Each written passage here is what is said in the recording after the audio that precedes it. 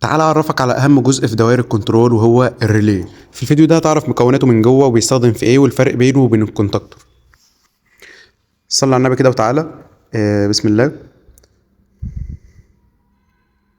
اولا المكونات بتاعته، هو بيتكون من ايه؟ بيتكون من 4 حاجات. رقم 1 كويل او ملف كهربي، تمام.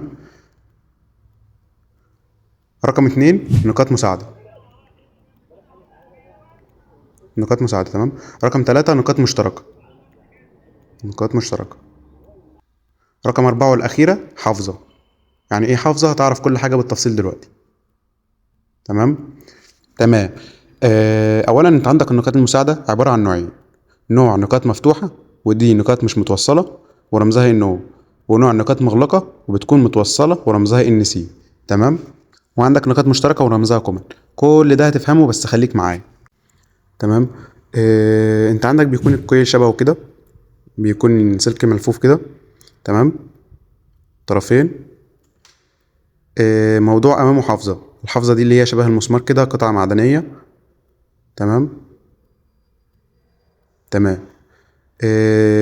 فيها ملحوم فيها نقاط المساعدة. نقاط المساعدة دي شبه الأسلاك بالظبط، تمام، اللي هي أسلاك يعني من جوه. دي بتكون أسلاك كده متثبتة أو توصيلات متثبتة في جسم الريلي. ودي برضو دي الكومن بقى، اللي هي نازلة دي وملحومة في الحافظة دي الكومن اللي هي النقاط المشتركة، تمام. الاتنين دول، الطرفين دول مش نفس مصدر كهربة الكويل. انت عندك دي نقطة مفتوحة يعتبر او مش متوصلة، وعندك دي نقطة مقفولة ان سي زي ما متفقين، ودي ان سي نقطة مقفولة، دي ان او نقطة مفتوحة، تمام. ودي نفس الكلام. دي يعني السلكة مش موصلة. لما بوصل كهرباء على الكويل او الملف الكهربي بيعمل على جذب القطع المعدنية او الحافظة للداخل، كأن الكويل ده مغناطيسي يعني، لأن أي كويل أي ملف كهربي بدخله كهرباء بيعمل كمجال مغناطيسي، فبالتالي بيجذب القطع المعدنية للداخل، وبالتالي النقاط دي بتتغير وضعها. بدل ما الكومن يبقى ملحوم في السلكة اللي هي ان سي تبقى ملحومة في الان او، تتغير وضعها من اليمين للشمال، تمام. نيجي لأهم حاجة في الفيديو وهي الفرق بين الكونتاكتور والريلي،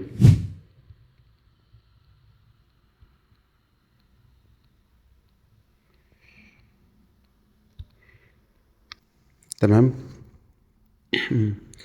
انت عندك اولا الريلي بيستخدم الاحمال اللي هي الخفيفه، اللي هو في دوائر الكنترول فقط، مش الدوائر الباور، اللي هو يدي امر للكونتاكتور، ياخد امر من حساس، يدي امر للموتور بس بطريقه غير مباشره اللي هو عن طريق الكونتاكتور، تمام، مش مباشر للحمل.